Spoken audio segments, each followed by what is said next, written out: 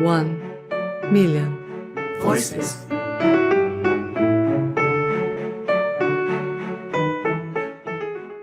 There have certainly been situations where you've had to improvise. I think that is sort of teaching yourself and soaking up as much information as possible means that when you do come to those challenging situations, hopefully you're a little bit more prepared. You understand how that works, so you understand how you can adapt to kind of to work better in that situation. I think one thing I found from a sort of more generalized point of view, it's really important to come up with ideas, and ideas can be incredibly important, especially if you sort of maybe work in areas that's things could just easily tick over in the same way. But if you try and sort of think about something a little bit different, try and disrupt things, come up with an idea, you might think it's not going to go anywhere, but then it's worth exploring. Send that email, send that letter.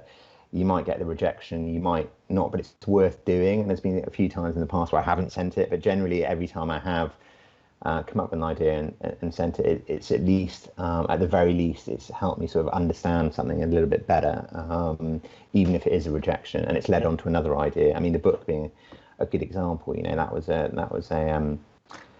project, and I was lucky to have a lot of help with it, and from people at the Royal Photographic Society, and then it sort of snowballs from that point. So I think from that point of view, if you've got an idea, no matter how sort of wacky it might seem or out there, give it a go, and it might pay off in the long run. At the very least, you'll learn something. I think with regards to sort of technology and kit, is there something specific? I don't know. Often I find equipment not working in the way I want it to. Very occasionally, you find your kit isn't in your bag that you thought you put in there, so you have to adapt in those situations. So many times kit is broken on royal tours. I've been on tours where my laptop's gone down, and I learned from that to make sure you take spares of everything on every royal tour.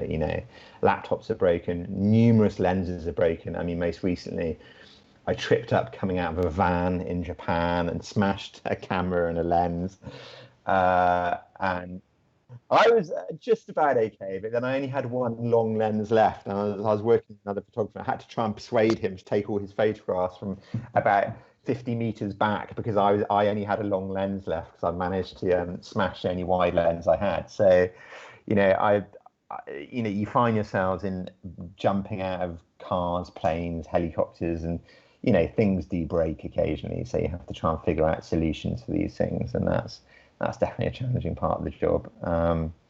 But hopefully you can sort of adapt and survive, so to speak.